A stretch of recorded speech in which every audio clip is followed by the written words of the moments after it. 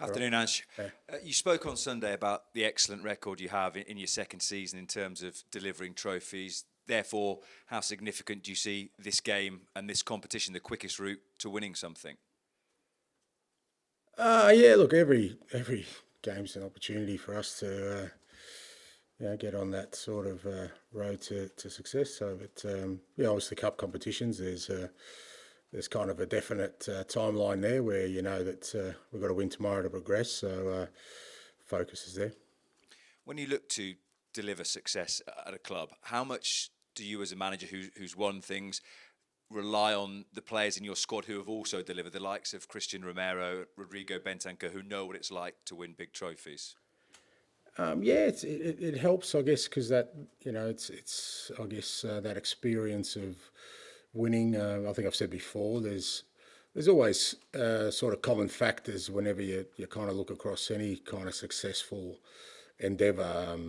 Certainly around you know coherence and belief in each other and in something, and making sure you're disciplined in the kind of the way you behave and approach things. I think there's a consistency there. It doesn't matter who you're playing for, who you're representing.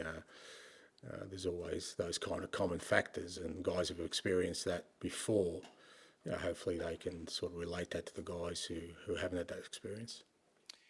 When you come to thinking about the team that you might select tomorrow, how difficult is the balance between results-wise not being great so far this season, and you need to build a little bit of momentum, but you're in the middle of a run of 7 games in 21 days, and you can't, I'm assuming, flog the same guys for all of those 7 matches? I think the main thing is we want to win tomorrow night, so you're kind of looking at which players are in the best position to do that, and so you do take into account there's a game a couple of days ago, so we're looking at guys who see how they've recovered from that. Got some guys who haven't played much who are ready to play and contribute. So it's always about trying to put a team out there you think's going to win and get the job done, and that's what we'll do tomorrow. Just a final one then on the team that you might select is Yves Bissouma in contention? No, Biss, still not where we want him to be. So hopefully still a chance for the weekend. Thanks, Ange. Nizar, please. And I wanted to ask you about Christian Romero. There was a retweet of an Argentinian journalist tweet where he suggested that he didn't get his travel paid for in a private jet back to the UK after international duty, and maybe that left him tired or ill, depending on how you look at the translation. But I just wondered, had you seen that? Have you commented on that? Have you spoken to him about that, or just to clarify the situation in general? No, it was mentioned to me, but it wasn't mentioned to me before the game. Knew nothing about it. All the players got back Thursday. We had a Sunday game. No one reported anything other than the usual checks from people from coming back from international duty. So prior to the game, no one said anything. Just confirm that Christian was fine and well to play the game. There was no risk taken with a sort of illness or anything like that. As I said, there was nothing before the game that was mentioned to me. And I read a FIFpro report about players and the travel they've done, and Christian was actually top of all players in world football last year. I was wondering if you're aware of that, and is that just a challenge that maybe some of the South American players and maybe some of the Asian players have to deal with, and do you have sort of sympathy with the guys over that sort of issue? Yeah, but that's not a new thing. That's been going on for quite a while. I'm not sure why it's relevant today. I think that's been going on for a very long time. I've got Mile Jedinak asking how many kilometres he did whilst trying to have a career over here in Europe. So it's not great. It's not ideal. It's a price sometimes you have to pay for international fixtures. At the same time, I think it's right that particularly the players are really concerned about the amount of games they're playing. I think that's really relevant. But the tyranny of distance has always been there. I think we're starting to clutch a bit if we're using that as something for the weekend that had nothing to do with our game on the weekend. But as an overall, I agree. I think the international calendar is really putting some strenuous demands on footballers to perform at the highest level, and we know that them representing their country is really important to them. We know the distances involved in that, particularly like I said for South American and Asian players, and it's something we kind of need to have a look at from a holistic point of view. But not really relevant to the current situation. Could I just ask a follow-up on that? Sort of seen Alisson and Akanji, they've come out and said that they're playing too many games and they're sort of starting to feel it. Do you feel that among the players you work with, and are the new competitions the problem? I mean, again, not specifically here. I definitely think that we're pushing the boundaries of what, you know, we're asking of players today if we want, you know, sort of elite performances across the board and players, you know, being available constantly. That you know, I think we're bursting at the seams in terms of how much requirements we put on players. Absolutely. Ali. Hi, Ange.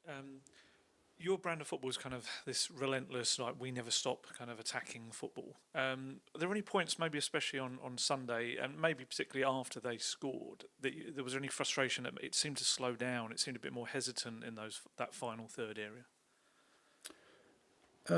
Not specifically. Then I think it was before that. I thought, you know, it was quite obvious that Arsenal were quite keen to slow the game down. I just thought we did at times as well, unnecessarily in the first half. A couple of times from goal kicks where we just took ages to get started, and you know, we kind of allowed them to get the break they wanted. And so yeah, I mean, at the end of the game, it's always going to be difficult because they're really good at sitting deep, and they sit deep really well. They've got a really strong, you know, presence inside their defensive box. So, you know, going goal behind was always going to make it difficult for us to open them up or generate any sort of tempo in the game. So, you know, when we kind of looked at the game, I thought there was missed opportunities, particularly in the first half when we were on top, to really, you know, continue to be relentless, because there was a lot of sort of slowing down of the game, you know, when they were in control of it. And, you know, when we slowed it down, we kind of contributed to it as well.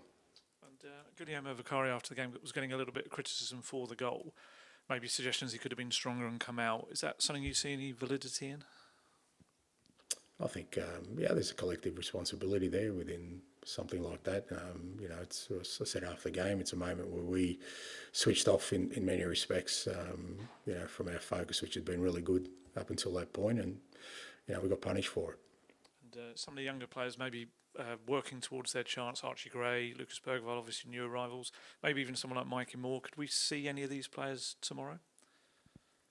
You can see them, yeah. They might even be on the pitch, mate. Yeah, no, they're ready to play, and you know, we're keen to get them some game time. That's why we brought them to the club, because they're training really well. You know, the games haven't gone the way we wanted in terms of, you know, giving them some more exposure. But we always knew that, you know, this was the period where it starts, not just between now and next international break, but post that, really, probably till the end of January, we're going to have a really busy schedule, and they're going to play a big part in that. So, you know, guys like those three you mentioned, and, you know, Wilson, who hasn't played a lot so far, Pape, you know, a lot of these guys, Radu, you know, we're keen to get them playing because we're going to need them. Okay, finish this section with Ian, please. Hi, Ange, how are you? Good, mate. In terms of last season, I know you mentioned it a few times about how you were frustrated that you'd gone out in the first round of Fulham because later on in the year you didn't have the number of games you wanted your team to have. Will that be, as well as winning a trophy, will that be a big sort of thing you'll want to impress upon your team tomorrow, that this is a chance for some of the players to play on a more regular basis this season? Yeah, I mean, we didn't have Europe last year either, so, you know, like I said, it was an unusual year last year where, you know, for a club our size and, you know, with the squad we carry, that we didn't really have the volume of games, and going out in the first round of the Carabao Cup didn't help that. But look, it's an opportunity. It's an opportunity to play. It's an opportunity to impress. It's an opportunity for us to advance in a competition. All those kind of things are still true, and that's what we're focusing on.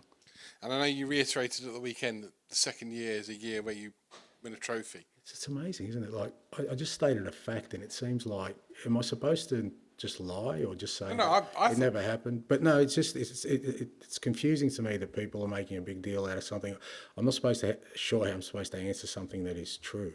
Like, if I don't win it in the second year this year and I come out next year and say, well, I always win it, well, no, actually it's not true. But I've just said something that's true, and it seems like it's upset a lot of people for some reason.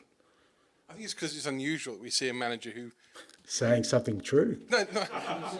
Well, yeah, say that. Somebody said, yeah. You can say that, I could possibly comment, no. But it's quite bashful about their team's prospects. But it's... do you really think I'm it's me sort of being boasting. Like, how am I supposed to answer something that's true? Is it to say, well, actually, no, it wasn't that important. They were easy competitions and they don't mean anything. And I mean, if you've achieved something, aren't you supposed to say, yes, I have, and that's what I hope to do again? I'm not really sure, like, why people misconstrue it as me trying to boast about something. I've answered a question, which I think somebody else brought up here anyway, which before that, which is true, and that's always happened. And my plan is for it to happen again this year. And if it doesn't happen, then I can't answer that question the same way next year. I can say mostly, not always. Well, just following on from that, because opening 4 games, you easily could be sitting there having won all 4, the way your team have played, domination against Leicester and you, but they haven't.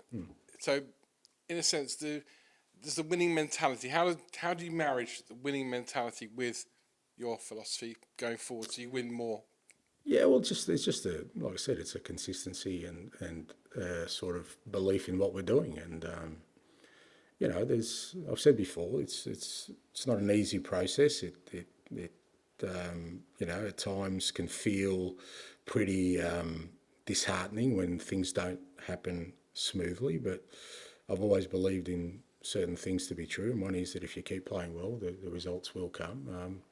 But you just can't do that and expect it to happen. You know, there's still elements in our game that we need to improve on. And, you know, I think when you look at the 4 games, I think that you could summarise all 4 games in a very similar way of us, you know, outperforming the opposition, but not taking the critical moments in our favour, and you pay a price for that. But that doesn't mean you need to change your approach. If anything, you just need to keep doing what you're doing and make sure that in those critical moments we take advantage of it.